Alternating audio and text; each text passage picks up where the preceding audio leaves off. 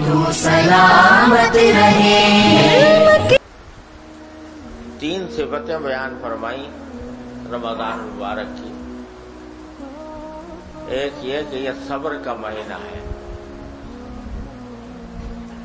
دوسرا فرمایا کہ یہ مواسات کا مہینہ ہے، یعنی ایک دوسرے کی ہمدردی اور غمخواری کا مہینہ ہے،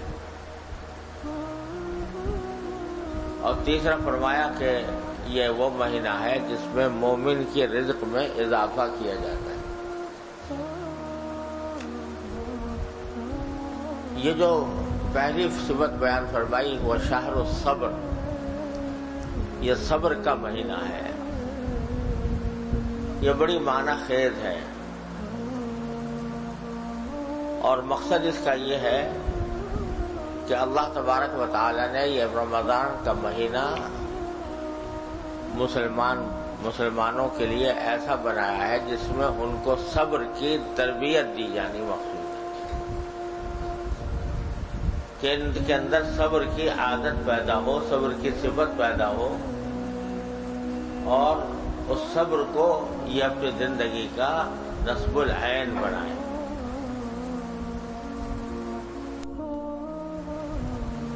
صبر کا لفظ جب ہم اردو میں عام طور سے بولتے ہیں تو اس کا بہت ہی محدود مفہوم سمجھا جاتا ہے، یعنی کسی مصیبت کے اوپر آدمی صبر کرے، یعنی واویلا نہ کرے، تقدیر کا شکوہ نہ کرے، کسی کا انتقال ہو جائے تو صبر کرے وغیرہ۔ تو اسی محدود مفہوم میں صبر کو استعمال کرتے ہیں، لیکن قرآن کریم نے جو صبر کا لفظ استعمال فرمایا ہے اور حدیث میں جس کو صبر کہا گیا ہے وہ بڑا وسیع مفہوم ہے، اور اگر دیکھا جائے تو انسان کی پوری زندگی میں مطالبہ اس سے صبر ہی کا ہے۔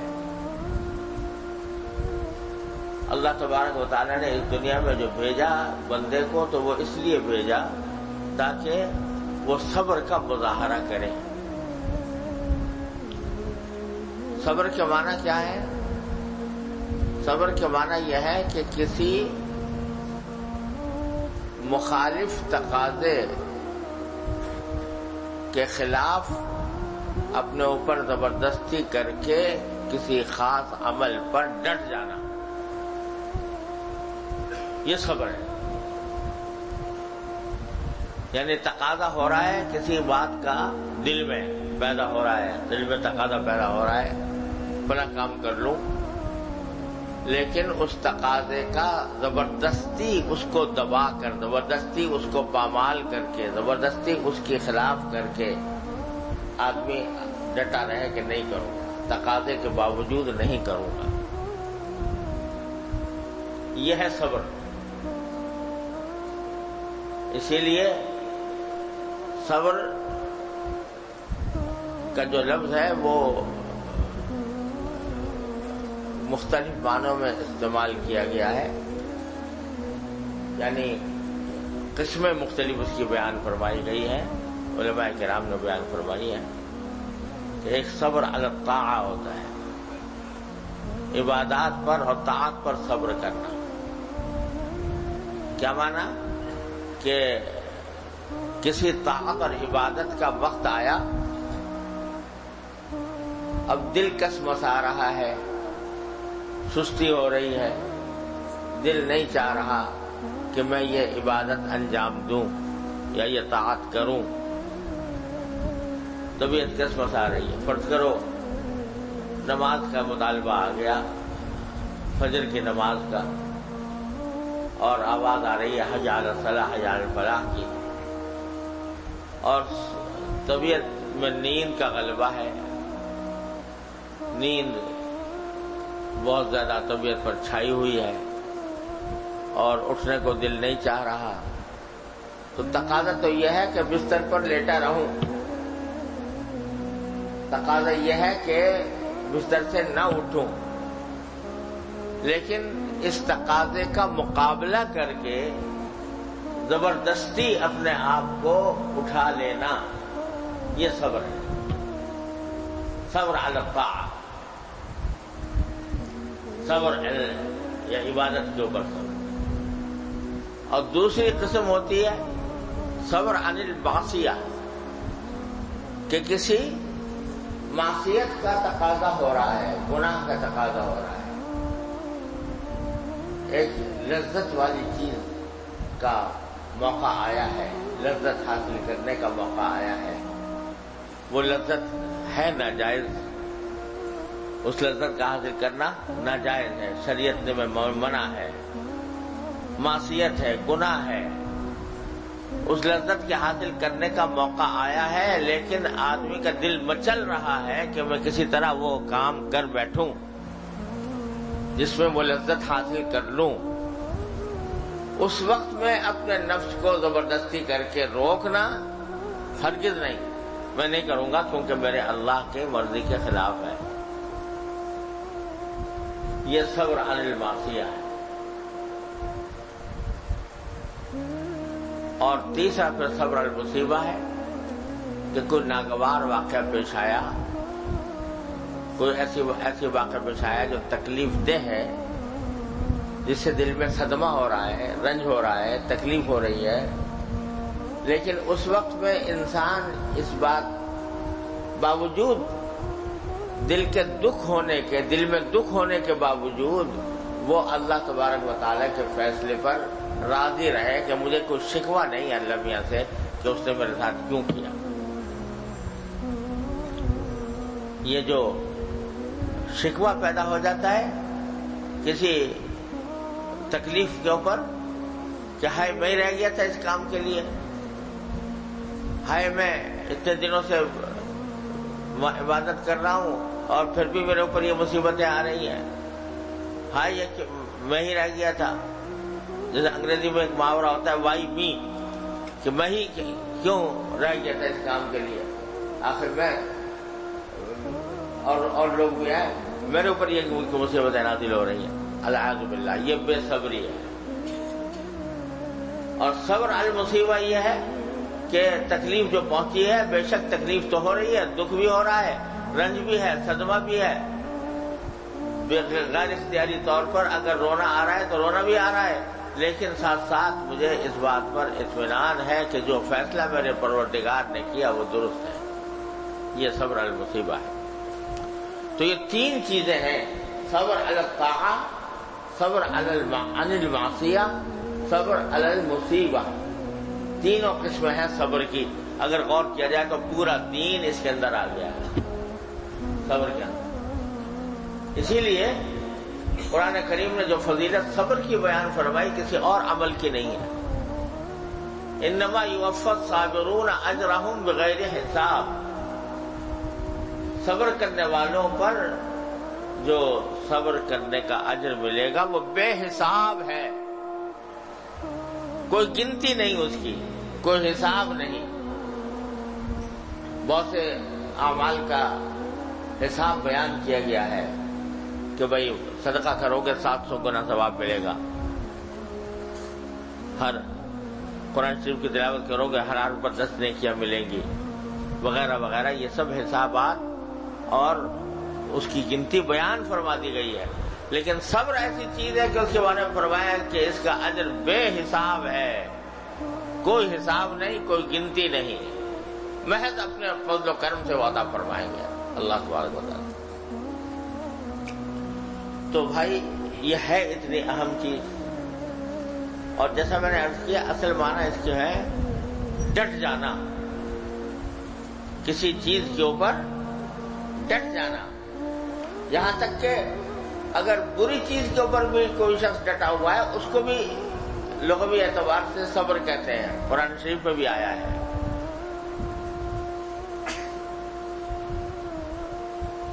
حضور اقدس صلی اللہ علیہ وسلم کے جو مخالف دشمن تھے ان کا ذکر کرتے ہوئے قرآن کریم نے فرمایا وَانطَلَقَ الْمَلَأُ مِنْهُمْ أَنِ امْشُوا وَاصْبِرُوا عَلَىٰ آلِهَتِكُمْ،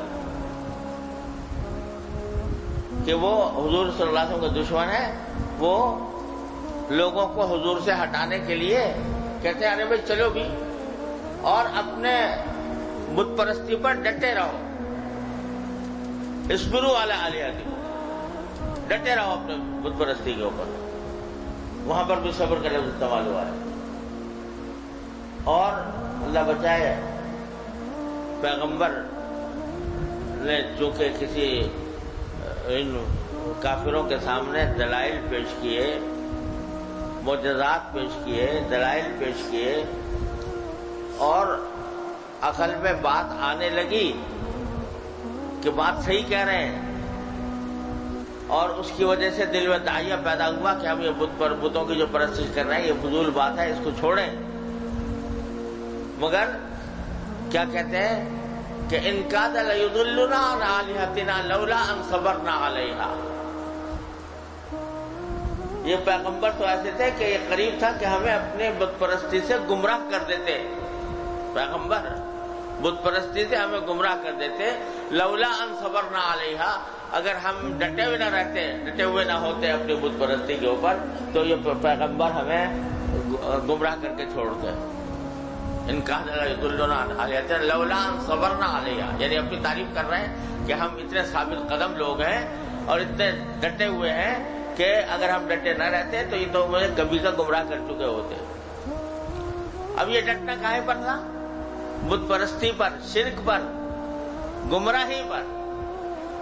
تو ڈٹنا بعض اوقات ہوتا ہے اچھی بات پر، بعض اوقات ہوتا ہے بری بات پر۔ تو بری بات کا ڈٹنا تو کوئی قابل تعریف چیز نہیں ہے، وہ تو ضد ہے، وہ اس کو دوسرے الفاظ میں کہہ لو یہ ضد ہے، اناد ہے، کہ میں کچھ بھی ہو جائے، میرے سامنے دلائل آ جائیں، روز روشن کی طرح میرے اوپر حق واضح ہو جائے، مگر مانوں گا نہیں، العیاذ باللہ۔ یہ صبر علی الضلال ہے، یہ گمراہی پر صبر کرنا ہے، یہ حرام ہے، یہ اللہ تعالیٰ محفوظ رکھے، تباہی کا راستہ ہے۔ اللہ تعالیٰ ہم سب کو ہماری حفاظت فرمائے۔ لیکن وہ ڈٹنا قابل تعریف ہے، وہ ڈٹنا قابل اجر و ثواب ہے جو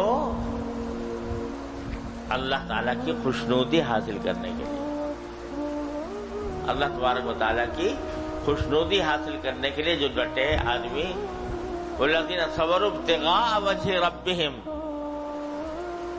صبر کیوں کر رہے ہیں؟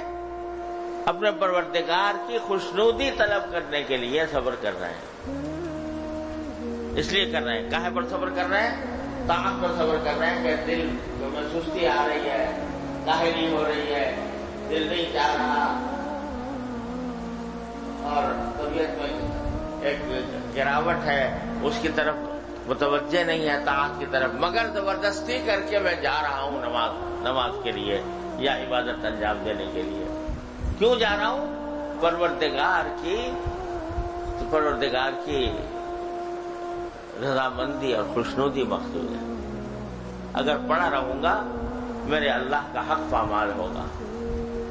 میرا پروردگار جس نے مجھے نعمتوں سے مالا مال کیا ہے، جس نے مجھے یہ بستر دیا ہے، جس نے مجھے یہ نیند عطا فرمائی ہے، جس نے مجھے یہ راحت کے اسباب عطا فرمائے ہیں، وہ پکار رہا ہے مجھے سارے رات 6 گھنٹے سونے کے بعد، 7 گھنٹے سونے کے بعد مجھے پکار رہا ہے کہ آ جاؤ میرے پاس آ جاؤ۔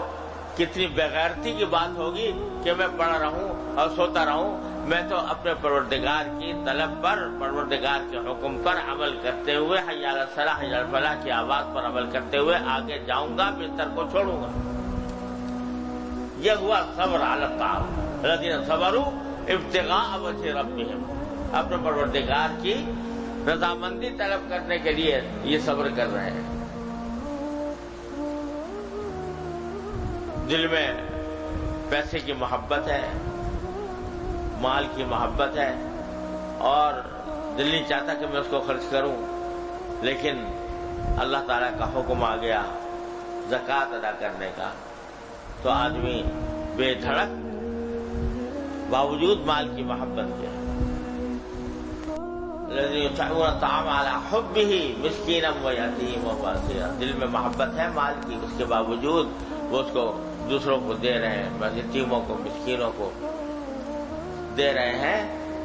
یہ صبر علی الطاعہ ہے کہ اگرچہ دل نہیں مان رہا تھا اور دل میں سستی آ رہی تھی، مال کی محبت رکاوٹ بن رہی تھی، مگر میں نے دے دیا، یہ صبر علی الطاعہ ہے۔ اسی طرح دل میں تقاضا ہو رہا تھا کہ یہ سامنے نامحرم ہے، اچھی شکل ہے، خوبصورت شکل ہے، دیکھ کر اس کی لذت حاصل کروں. اور یہ فتنہ آج کے فتنوں میں بہت زیادہ کثیر الوقوع فتنہ ہے، اللہ بچائے، آنکھ کا فتنہ، کہ آنکھ کو بچانا مشکل ہو رہا ہے. سامنے ایک حسین و جمیل صورت ہے، وہ چاہے خارج میں موجود ہو چاہے موبائل کے اندر ہو، اور اس کو دیکھنے کو دل چاہ رہا ہے، چاہ ہی نہیں رہا، دل مچل رہا ہے کہ کسی طرح اس کو دیکھ کر میں اس سے لذت حاصل کروں، اس سے مزہ لوں. یہ تصور آ رہا ہے. اب یہ ہے صبر کا امتحان. کوئی دیکھ بھی نہیں رہا، کوئی دیکھ بھی نہیں رہا. یعنی اس بات کا بھی اندیشہ نہیں ہے کہ کوئی بدنامی ہوگی کہ بھئی مولوی صاحب جو ہیں یہ ایسی گندی گندی تصویریں دیکھ رہے ہیں. کوئی دیکھنے والا بھی نہیں، کوئی ملامت کرنے والا بھی نہیں. لیکن اس وقت میں اپنے دماغ، اپنے دل کو خالص اللہ تبارک و تعالیٰ کی رضا کی خاطر، کہ میرا اللہ مجھ سے ناراض ہو جائے گا، میرے اللہ نے مجھے یہ آنکھ جو دی ہے یہ اس کام کے لیے نہیں دی، یہ میرے اللہ نے میری یہ آنکھ اس لیے دی ہے کہ میں اس سے اپنے ضروریات پوری کروں، اس لیے دی ہے کہ میں اس کی قدرتوں کا، اس کی رحمتوں کا نظارہ کروں، اس کو دیکھ کر اس کی قدرت اور قدرت کاملہ ہر حکمت بالغہ پر استدلال کروں. اس لیے دی ہے یہ میری آنکھ، تو میں اس کو غلط کام میں استعمال نہیں کروں گا. روک لیا اس کو. یہ صبر عن المعصیہ. تو میرے بھائیوں، گزارش یہ ہے کہ نبی کریم صلی اللہ علیہ وسلم نے جو رمضان کے مہینے کو شہر الصبر قرار دیا، کہ وہ بتلانا یہ مقصود ہے کہ اس مہینے میں ہمیں تمہاری تربیت کرنے مقصود ہے صبر کی. یہ جو تم روزہ رکھ رہے ہو یہ صبر ہی تو کر رہے ہو، کہ بھوک بھی لگ رہی ہے، پیاس بھی ہے، گرمی کی شدت بھی ہے، اور دل بھی چاہ رہا ہے. وہاں پر گھر میں ٹھنڈا پانی بھی موجود ہے، اور کوئی دیکھنے والا بھی موجود نہیں ہے. اگر پینا چاہوں تو پی سکتا ہوں ٹھنڈے پانی کو، لیکن رک گئے، نہیں پی رہے. کیوں نہیں پی رہے؟ کہ میرے پروردگار نے مجھے روزے کا حکم دیا تھا، میں اس روزے کی تکمیل کرتے ہوئے اگر نہیں رکھوں گا، اگر پی لوں گا، پانی کھا لوں گا یا پی لوں گا تو روزہ ٹوٹ جائے گا، میرے پروردگار کے حکم کی پامالی ہوگی. اس لیے میں یہ کام نہیں کروں گا. یہاں تک کہ اگر کوئی شخص اس کو لالچ بھی دے، ہزاروں کا لاکھوں کا لالچ دے کسی مسلمان کو، تو روزہ توڑ دے اور یہ تو ویسے دوں گا، تو عام طور سے مسلمان اس پر راضی نہیں ہوگا، نہیں توڑے گا. کیوں نہیں توڑے گا؟ اس لیے کہ یہ میرے پروردگار کے حکم کے خلاف ہوگا. تو یہ صبر ہی تو ہے جو روزہ رکھوا رہا ہے. یہ صبر ہی تو ہے جس کا مظاہرہ روزے کے اندر ہو رہا ہے. تو اس کی تربیت تمہیں دی جا رہی ہے کہ یہ صبر کی، جس طرح تم یہاں رک گئے ہو ہمارے باوجود کہ پیاس لگ رہی تھی پانی نہیں پیا، بھوک لگ رہی تھی کھانا نہیں کھایا، جس طرح یہاں ہمارے حکم سے رک گئے ہو، وہاں بھی جہاں کسی چیز کو دل چاہ رہا ہو اور ہم نے منع کیا ہوا ہو تو وہاں پر بھی اپنے آپ کو روکو. اس لیے اس کو شہر الصبر قرار دیا گیا. اس کی یہ تربیت دینی مقصود ہے، اور اس تربیت سے جو سبق مل رہا ہے وہ ہے وہ سبق حاصل کرنے کی چیز ہے. اللہ تبارک و تعالی ہم سب کو عطا فرمائے. وہ سبق یہ مل رہا ہے کہ اللہ تبارک و تعالی کی رضامندی، اس کی خوشنودی اور اس کے نتیجے میں جنت، یہ در حقیقت پھل ہے صبر کا. یہ جو پھل ملے گا وہاں پر جنت میں وہ کاہے کا ملے گا؟ صبر کا. سلام علیکم بما صبرتم. قرآن کریم وہاں جب پہنچیں گے جنت میں، جنتی لوگ جب پہنچیں گے تو وہاں پر ان کا جو استقبال کیا جائے گا وہ ان الفاظ سے کیا جائے گا. سلام علیکم بما صبرتم. تم نے صبر سے کام لیا تھا دنیا میں، زندگی میں، آؤ سلام کیا تمہارے اوپر. فنعم عقبی الدار. اور اب جو تمہارا یہ ٹھکانہ تمہیں ملا ہے ہمیشہ کے لیے، یہ بہترین انجام کا ٹھکانہ تمہارے لیے. سلام علیکم بما صبرتم. تم نے صبر کیا تھا دنیا کے اندر تو اس کا وہ صبر و ثواب الجنہ جو فرمایا حدیث میں کہ صبر کا ثواب جنت ہی جنت ہے. تو یہ صبر کا جتنے جو کچھ بھی جنت ملنے والی ہے وہ سب صبر کے نتیجے میں ملنے والی ہے.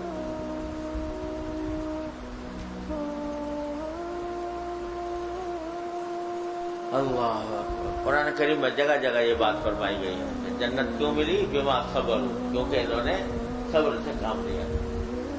جب یہ بات ہے تو یہ مہینہ اس کی تربیت دینے کے لیے لایا گیا ہے، صبر کی تربیت دینے کے لیے کہ صبر کی صلاحیت پیدا ہو بندے کے اندر.